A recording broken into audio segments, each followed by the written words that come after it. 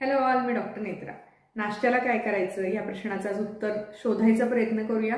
त्यात सगळ्यात पहिलं वाक्य आहे, नाश्ता म्हणजे चहा बिस्किट नाही.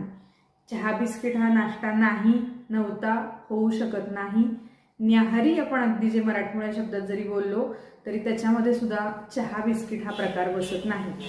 चहा 30-40-50 वर्षापूर्वी आपल्या प्रत्येकाच्या घरामध्ये आला. त्याच्यानंतर हळूहळू बिस्किटं आली.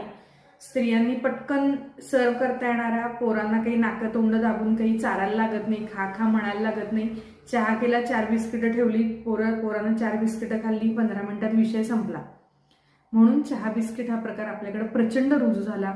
दुसरी गोष्ट म्हणजे हा शुगर सर्ज देतो, डोपामाइन सर्ज देतो. मस्त वाटतं चहा पिलं की, मस्त गोड चहा, मस्त गोड बिस्किटं, मस्त भरपूर मैदा, अजिबात फायबर नाही, अजिबात न्यूट्रियंट्स नाही.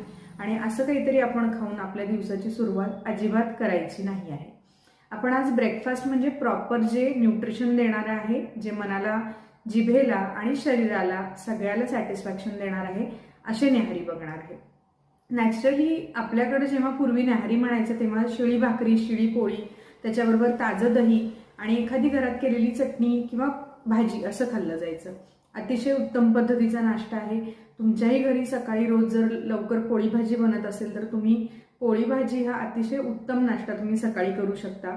ज्यांचं डायजेशन वीक आहे किंवा ज्यांना पित्ताचा त्रास आहे असे लोक मऊ भात आणि तूप किंवा अगदी वरण भात सुद्धा सकाळी जर त्यांनी नाश्त्याला सुरुवात केला तर त्यांचा पित्ताचा त्रास आणि दिवसभर जो डायजेशनचा त्रास असतो तो भरपूर प्रमाणात कमी होतो.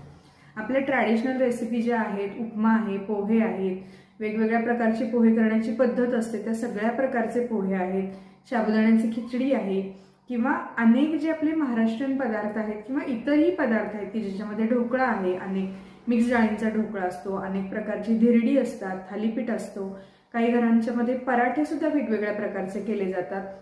तर हे सगळे हेल्दी पदार्थ तुम्ही तुमच्या नाश्त्याला घेऊ शकता.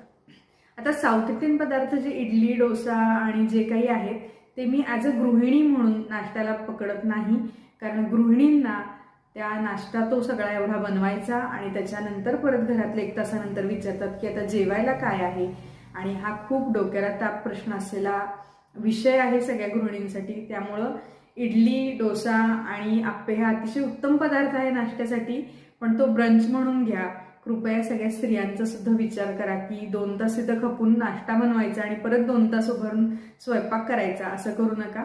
हेवी ब्रंच किंवा अर्ली डिनर म्हणून हे पदार्थ खूप छान आहेत. तर या सगळ्या पदार्थांचा तुम्ही नाश्त्यासाठी विचार करू शकता. ठीक आहे, तोपर्यंत